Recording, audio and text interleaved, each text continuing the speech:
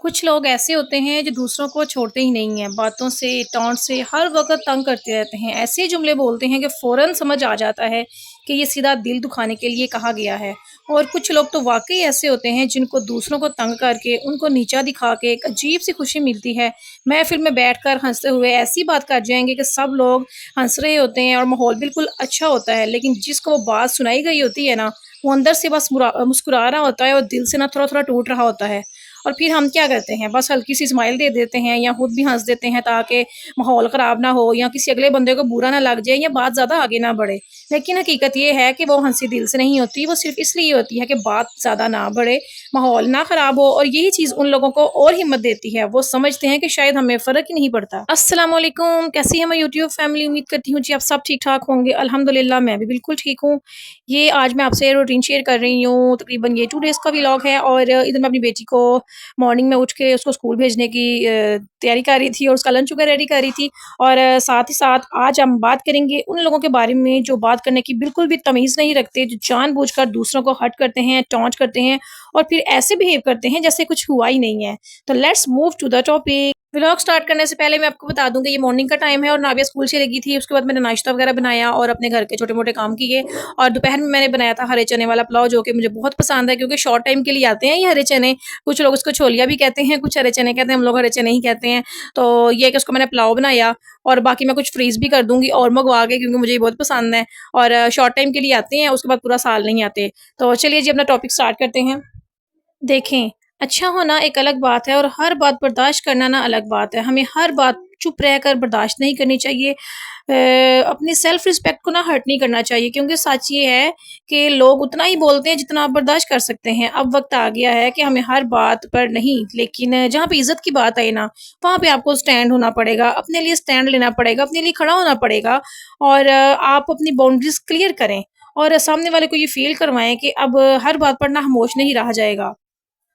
मैं नहीं कहती कि आप लड़ें, लड़ाई-झगड़े करें क्योंकि मैं खुद भी ऐसे नहीं करती। लेकिन शट अप कॉल जो है ना बहुत ज़्यादा ज़रूरी होती है, ऐसे इंसानों के लिए जो दूसरों को नीचा दिखाते हैं, दूसरों को हर्ट करते हैं, महफ़िल में बैठ के उनकी कोई ऐसी उनको बात लगाएँगे कि जो उनके डायरेक्ट दिल पे जाके लगती है क्योंकि ज़ुल्म करने वाले से ना ज़ुल्म सहने वाला ज़्यादा गुनाहगार होता है, तो ज़ुल्म बिल्कुल नहीं सहना और आजकल का तो माहौल ही नहीं है कि ज़ुल्म सहो, किसी की गलत बात बर्दाश्त करो, किसी की झूठी बात बर्दाश्त करो और अपने ऊपर तोहमत या कोई इल्ज़ाम लगवाओ।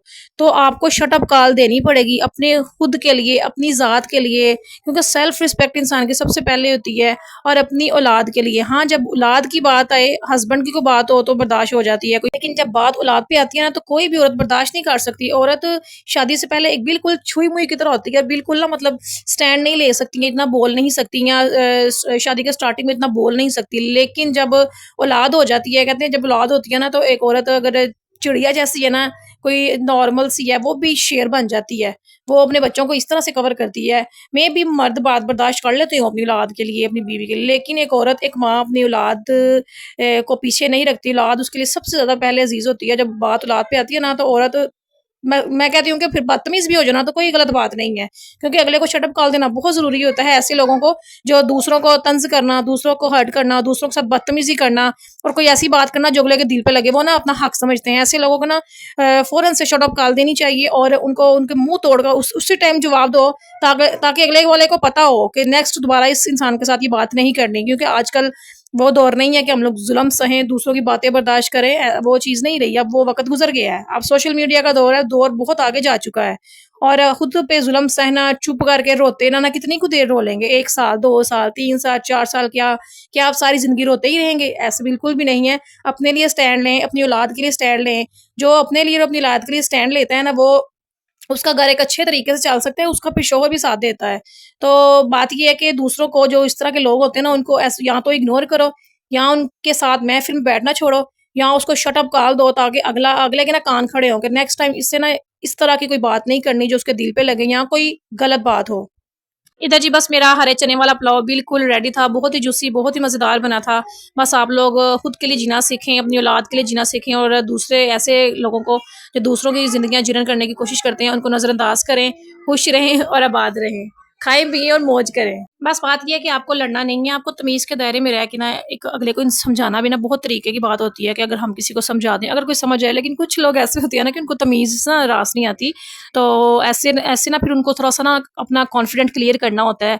हम तरीके से रह के उनको ऐसे समझा सकते हैं, जैसे कोई अगर कोई टाँच करे तो आराम से कह दें कि डायरेक्ट मुझसे बात करो, कुछ साफ-साफ कह रहे हैं तो डायरेक्ट मुझसे बात करो, या आप ये कह दें कि मुझे आपका ये अंदाज़ पसंद नहीं है, तो ये भी एक चीज़ ना काफ़ी होती है। अगर कोई लिमिट क्रॉस करे तो वहाँ तो मैं तो कहती हूँ वहाँ से ना आप उठ जाओ, उस इंसान से दूर हो जाओ और दोबारा मिलो ही ना। लेकिन कुछ लोग ऐसे होते हैं जिनको बार-बार फेस करना पड़ जाता है, तो उसके लिए फिर शट अप कॉल ज़रूरी है। तो आप ये करें कि आप उसको ना आईना दिखाएँ और मतलब कि उसको डायरेक्ट मुँह फेस पे बात करें और कुछ ऐसी बात करें, उसको ऐसा जवाब दें ताकि दोबारा आपका ना वो आपको बात करने का या आपकी दिल आज़ारी करने का ना सोचे भी ना, क्योंकि दिल आज़ारी करना बहुत बड़ा गुनाह होता है और लोगों का दिल दुखाने वाले इंसान ना बख्शे नहीं जाएँगे।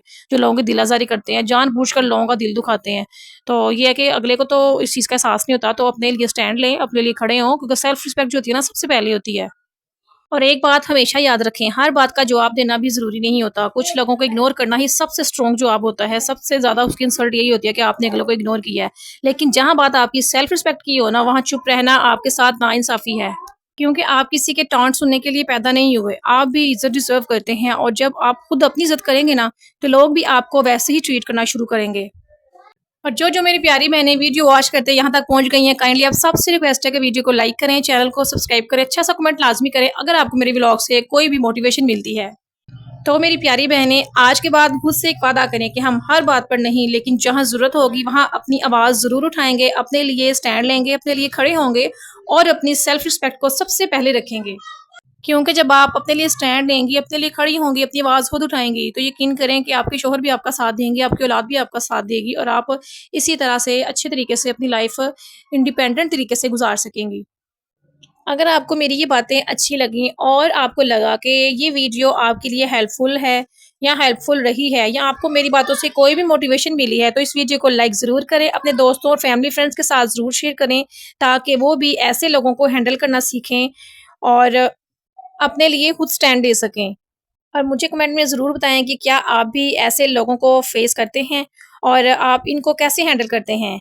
मैं आपके कमेंट्स ज़रूर पढ़ूँगी इंशाल्लाह और हर एक को रिप्लाई भी ज़रूर करूँगी। अगर आपको मेरा व्लॉग अच्छा लगे या कोई भी बात आपको हेल्पफुल लगी हो, तो प्लीज़ मेरी वीडियो को लाइक करें, मेरे चैनल को सब्सक्राइब करें। मिलते हैं जी नेक्स्ट व्लॉग में अच्छे से टॉपिक के साथ, तब तक दुआ में याद रखें। Take care, bye bye and अल्लाह हाफ़िज़।